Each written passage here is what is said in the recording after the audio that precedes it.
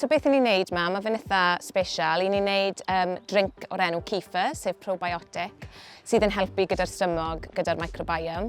Ni'n hefyd yn profi'r microbiome gyda Prifysgol Caergrawnt. Ni'n newydd lawnsio prawf y microbiome test. Ni'n hefyd yn neud sebonau yn defnyddio'r Kefir, yn defnyddio'r llath yr aberfyd a lot o beth arall. Fel arfer, fi'n dechrau dydd yn trial sortio mas beth sy'n mynd i digwydd gyda pob aelod o'r staff ar gyfer y ddydd. Hefyd, mae rhaid i fi golygu'r blog, sef Gut Health Express, ar gyfer y cwmni, a edrych dros unrhyw waith creadigol fel ffotograffiau neu unrhyw beth sydd wedi cael ei sgwennu, fel bod e'n cyd-fynd gyda'n ethos ni cyn bod e'n mynd mas ar social media. Trwy lwc, os dim dydd arferol i gael yma, dwi'n gwneud amrywiaeth y pethau. Felly bod fi'n checio bod nhw wedi carthu mas y shed yn iawn, felly bod fi'n helpu carthu mas. Felly bod fi'n trial cerdded rownd y safle i gyd i weld beth sy'n mlaen â bawb, gweld bod pawb yn iawn, gweld bod popeth yn gweithio'n iawn, peiriannau ac yn y blaen. Ni'n dechrau bob bore trwy cael cyfarfod. Cyfarfod tîm, wneud yn siŵr bod pawb yn iawn, pawb yn deall beth yw rôl nhw yn ystod y dydd. Dwi wedyn yn wneud yn siŵr bod pawb yn wneud beth dylen nhw fod yn wneud. A wedyn y prif beth dwi'n wneud yw siarad gyda'r cwsmeriaid, helpu'r cwsmeriaid ac yna edrych ar sut allwn ni datblygu ein busnes ni i fod yn fwy hawdd i'w cwsmeriaid a rhoi cymorth i nhw. Dydd i dydd, dwi'n helpu creu llaeth cyffur yn y lleithdy yma yn hyn yn llenwi boteli, glynau lan a ail llenwi'n barod i'r batch nesaf. Fi'n mynd mynd i'r lleithdy i testo'r llath yn bore a wedyn botelo'r llath a wedyn ail llenwi a gwmt y stoc nesaf bore ar ôl ni. Byddwn ni'n gweud mae digon o cyfleoedd yma ar gyfer pobl ifanc yn enwedig pobl sy'n byw yn yr ardal lleol. Rhan fwyaf tîm, maen nhw'n byw yn leol a hefyd maen nhw yn ifanc. Heb yr rhai ifanc, sy'n ni'n gallu gwneud dim byd yma. Mae eisiau gwad ffres yn y mewn i'r cwmni. Mae sawl un wedi bod da ni am y 10 blynedd ni wedi bod yma. Maen nhw wedi cychwyn yn pacio bocsys neu carthu mas y geifr. A maen nhw wedi symud lan nawr a maen nhw yn rheoli ambell i adran i ni wedi ni. Mae gyda ni tîm o 25 a maen nhw gyd yn pobl lleol, pobl ifanc sydd wedi dod yma i weithio ac wedi aros am tipyn o flynyddoedd gyda ni.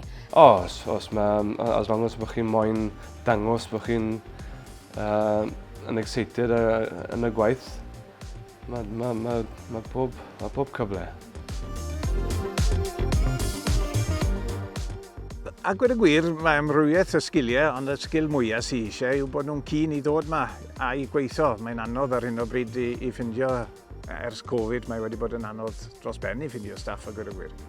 Byddwn ni'n gweud taw'r peth mwyaf pwysig o fewn yn job fi yw bod yn person sy'n creadigol, sy'n licio tynnu ffotograffiau, sy'n licio sgwennu ac yn hefyd just have an eye for detail. Byddwch yn barod i cropian cyn cerdded. Anghofiwch popeth chi'n gwybod, pidwch meddwl bod chi'n gwybod popeth, a just byddwch yn barod i hands-on a just dechrau fan hyn. Yn bendant yr ardal a'r golygfa sydd gyda ni, ond hefyd yr ffaith bod gyda ni cysylltiadau rhwng pobl a busnesau arall hefyd. Mae fe'n lle hyfryd i weithio a'r ardal yn bendigedig. O'n i arfer byw yn y Bari a cyn hynny yn Abertawe, a o'n i'n joio, ond mae fe lot fwy dywel fan hyn, a fi yn mwynhau bod yn dywelach gan bod teulu gyda fi nawr. Mae pace of life, fi yn joio fe. Dwi wedi byw yn yr ardal eriod a fi'n meddwl bod e'n gret bod ni'n gallu cynnig gwaith i bobl ifanc i aros yn yr ardal a dwi jyst yn hoffi fel chi'n gweld o amgylch chi fan hyn nawr, mae'n hyfryd yma, dim lle gwell i gael. Ni jyst wedi dod nôl o Llundain, so'r gwaniaeth rhwng Llundain a mae'n hollol wahanol byd. Gewch chi ddim o fi lan i Llundain am sawl blwyddyn bach to. Nes i cael ei tyfu lan yn agos i fan hyn. Dwi'n joio wrth fod wrth ymyl y môr a'r traeth, mae popeth yn agos a mae'r teulu i gyd yma hefyd, felly fan hyn dwi am bod gweddill fy mywyd. mae'r fordir gorau yn y byd yna fe. A bod byw'n lleol, allwch chi ddim yn mynd yn byll yn wrong. Cwestiwn da, mae rhaid chi trial cwpl o bethau, gweld beth sy'n siwtio chi'n ngorau. Mae rhai licio gwaith llaw a mae rhai licio gwaith papur. Dwi'n credu'r prif beth yw just i mynd amdani, i drial unrhyw beth a cael yr awydd na i weithio a just rhoi popeth mewn iddo fe.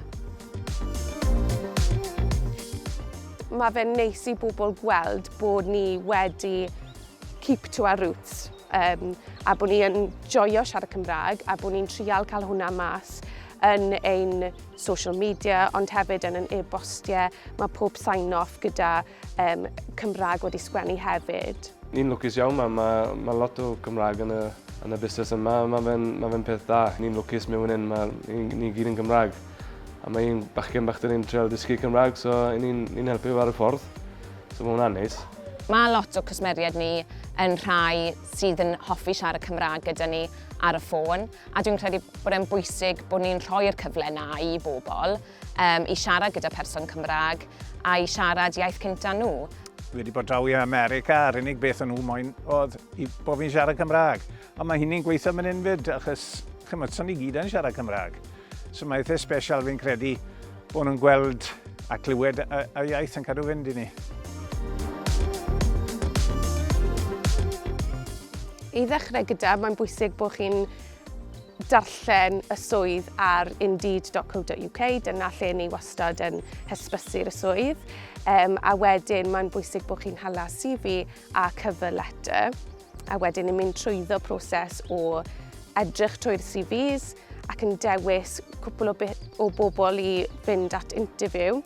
Ar ôl hynny, mae rhywun yn dod mewn ar gyfer trial day, fel bod nhw'n gallu trial e mas, ydy e'n siwto nhw a ydy e'n siwto ni, cyn bod ni'n gwneud penderfyniad.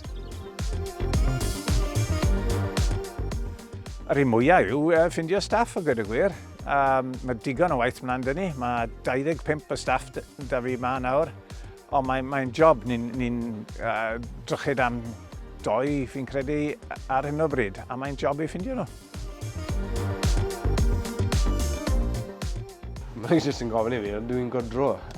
Ond na, fi wyn i arfer godro, ond mewn mynd dwi'n nawr rhan fwy ar amser. Dwi'n credu ni ma'n Chuckling got.